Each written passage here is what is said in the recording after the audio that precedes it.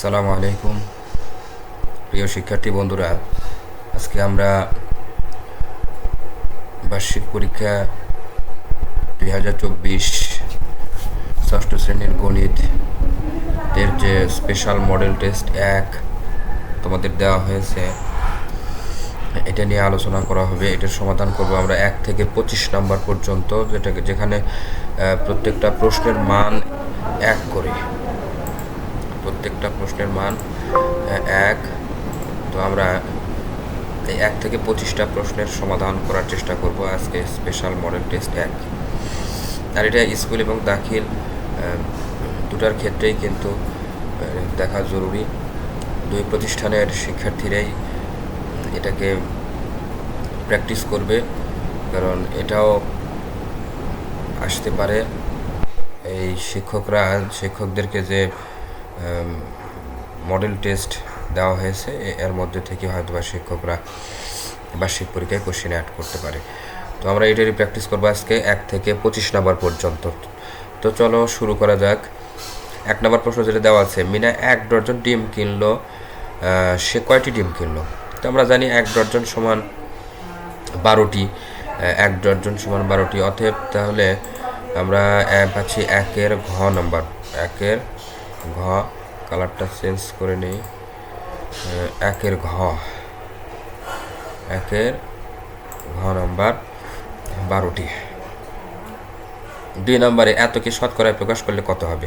এতকে শতকরায় প্রকাশ করার অর্থ হচ্ছে এর সঙ্গে 100%টা গুণন দিতে হবে, 100% গুণন দিতে হবে। আমরা যেভাবে 100% গুণন দেই, 100% গুণন দেই, আমার এতে লেখার অভ্যাস কম।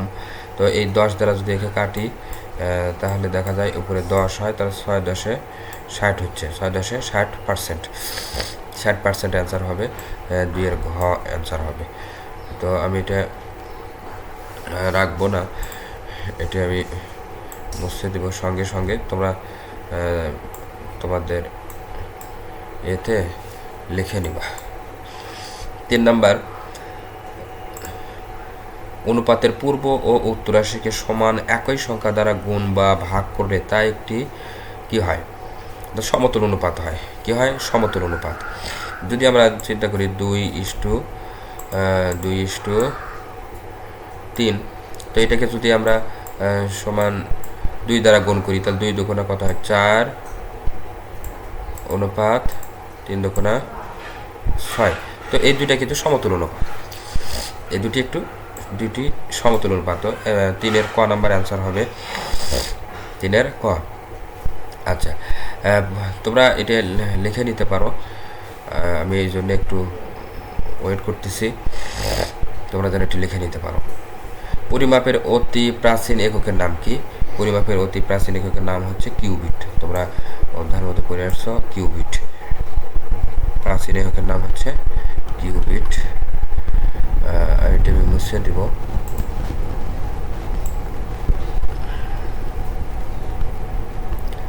সমতল কিউবিট,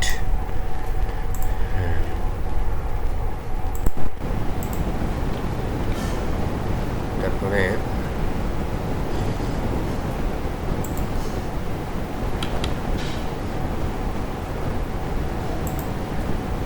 আমরা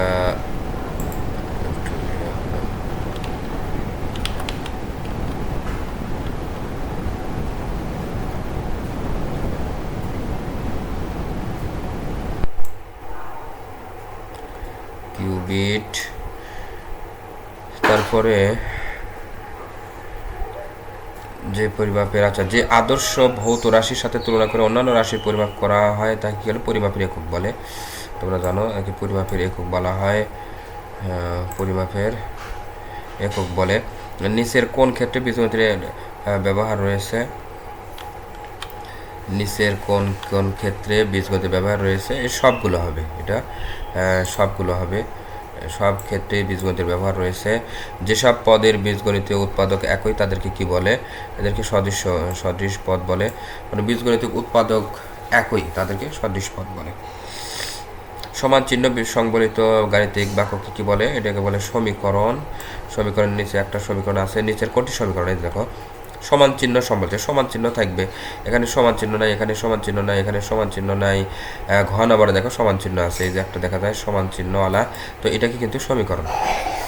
এখানে 8-এর ক নম্বরে সমান চিহ্ন থাকলে খোলা বাক্যে সংবলিত গাণিতিক বাক্যে তাহলে সমীকরণ হয়, তাহলে নিচেরটা আমরা 9-এর ঘ নাম্বার দেখতে পাচ্ছি সমীকরণ। 10 নম্বরের দিকে যাই। 10 নম্বর কি বলে, নিচের কোনটি গণিতের পুরনো কিন্তু মজার একটি শাখা? পুরনো কিন্তু মজার একটি শাখা। জ্যামিতি হচ্ছে পুরনো শাখা এবং মজার একটি শাখা। এখানে পুরনো শাখা, মজার একটি শাখা। যার নির্দিষ্ট দৈর্ঘ্য আছে তাকে কি বলে? আমরা জানি যার নির্দিষ্ট একটা দৈর্ঘ্য আছে, যে দৈর্ঘ্য আছে তাকে কি বলে? রেখাংশ বলে। তাকে একটি রেখাংশ বলা হয়। আমরা সামনের দিকে আগাই। এটা গেল 11 নম্বর। 12 নম্বর বলা হচ্ছে যে বইয়ের কয়টি বাহু? বইয়ের কয়টি বাহু? বইয়ের বাহু যদি আমরা চিন্তা করি, বইয়ের একটা তলের একটা বইয়ের তল কয়টি হিসাব করে দেখলে বাহুর সংখ্যা দেখা যায় 12টি তল রয়েছে। 12 নম্বর 12টি বাহু রয়েছে, 12টি, এটা খেয়াল করবা। 12টি। রনির উচ্চতা 4.5 ফুট, পরিসংখ্যানের ভাষায় 4.5কে তুমি কি বলবে? 4.5কে আমরা কি বলবো? উপাত্ত বলবো, কারণ যে তথ্যগুলোকে সংখ্যায় রূপান্তরিত করা হয় সেটাই তো হচ্ছে আমাদের কি? উপাত্ত। ট্যালির মোট সংখ্যা, ট্যালি আমরা জানি ট্যালি এইভাবে রোমান সংখ্যা দ্বারা ট্যালি প্রকাশ করা হয়, রোমান সংখ্যা দ্বারা প্রকাশ করা হয়। আর এটাকে যেটা লেখা হয় 5, তো এটা হচ্ছে ট্যালি। আর এটা হচ্ছে কি? ট্যালির যে প্রকাশ, সংখ্যায় প্রকাশ, এটা হচ্ছে গণসংখ্যা। তো এটা হচ্ছে আমাদের গণসংখ্যা হবে। 14 নম্বর। 15 নম্বর বলা হচ্ছে 2, 5, 7, 8, 10, 7 উপাত্তগুলোর প্রচুরক কত? তোমরা জানো কোনো উপাত্তর মধ্যে যে সংখ্যা সবচেয়ে বেশিবার থাকে তাকে প্রচুরক বলে। তাহলে প্রচুরক এখানে 7 2বার আছে, এই একটা, এই একটা 7, বাকিগুলো সবগুলো একবার করে আছে, এই জন্যে 15 গ হবে। 15 গ হবে আনসার 7। তো এবার এক কথায় প্রকাশ এখানে আসি, এক কথায় প্রকাশে আসি। দেখো এক কথায় প্রকাশ আমরা 25টা সমাধান করব। এক কথায় প্রকাশের মধ্যে 16 নম্বরে যেটি লেখা আছে, একটি বর্গক্ষেত্রের বাহুর দৈর্ঘ্য যদি দ্বিগুণ বৃদ্ধি পায়, তাহলে আমরা যদি একটা যদি বাহু ধরি হচ্ছে তোমার 2, দ্বিগুণ যদি বাড়ানো হয়, অর্থাৎ দ্বিগুণ বাড়লে হবে কত? 4 হবে। তাহলে এর ক্ষেত্রফল কত হবে? তো বাহুর দৈর্ঘ্য যদি 4 বাড়াইয়ে দিলাম, তাহলে এর ক্ষেত্রফল 4 উপর স্কোয়ার করি, তাহলে 4 উপর স্কোয়ার করলে আসলে আমার এই মাউস দ্বারা লেখার অভ্যাস খুব একটা নাই, যার কারণে ভালো হয় না। এটা প্র্যাকটিস করতেছি ইনশাল্লাহ। স্কোয়ার করলে কত হবে? 16 হবে।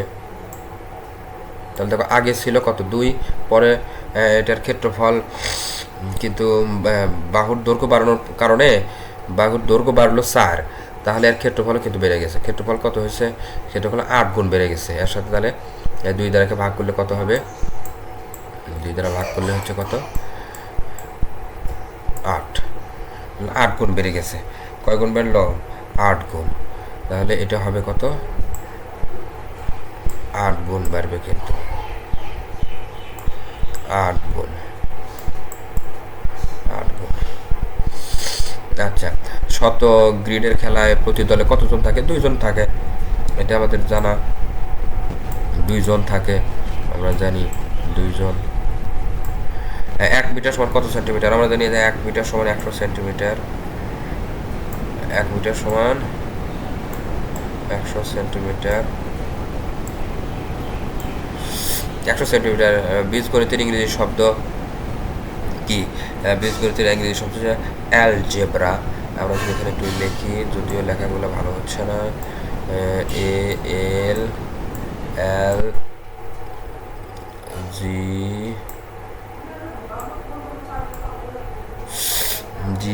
ALGEBRA, DEB আর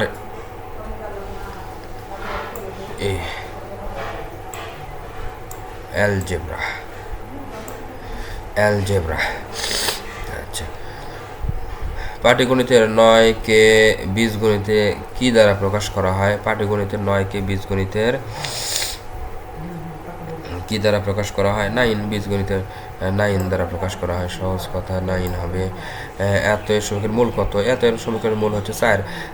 এক্স ওই পাশে 5কে ওই পাশে যদি আমরা সাইড চেঞ্জ করাই, পক্ষান্তর করে দিই, তাহলে 9 মাইনাস 5, তাহলে কত হয়? এটা হয় হচ্ছে 4। তাহলে এটা হলে 4 হবে। জিও শব্দের অর্থ কি? জিও শব্দের অর্থ ভূমি। জিও শব্দের অর্থ কি? ভূমি। এটা হবে ভূমি। প্রত্যেক ঘনবস্তু কত ত্রিমাত্রিক? ঘনবস্তু ত্রিমাত্রিক। এটা ত্রিমাত্রিক। এটা যে ভূমি, এটা ত্রিমাত্রিক।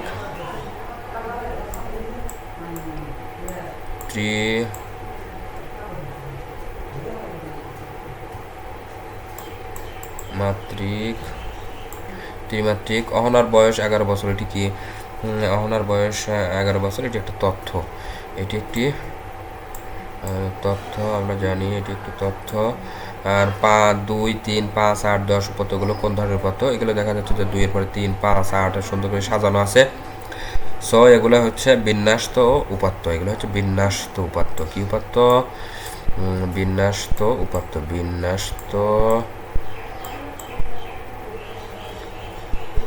বিন্যাস্ত উপাত্ত। তো বন্ধুরা, আসলে এই ছিল মডেল টেস্টের, স্পেশাল মডেল টেস্টের 1 থেকে 25 নাম্বারের উত্তর।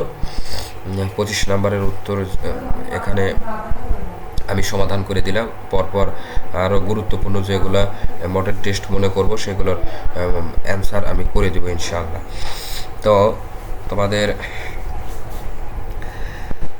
এই স্পেশাল মডেল টেস্টের আরও কিছু সংক্ষিপ্ত প্রশ্নের উত্তর আছে, রচনামূলক অর্থাৎ দৃশ্যপট নির্ভর প্রশ্নের উত্তর আমি আস্তে আস্তে এরপরের ভিডিওতে করে দেবো ইনশাআল্লাহ।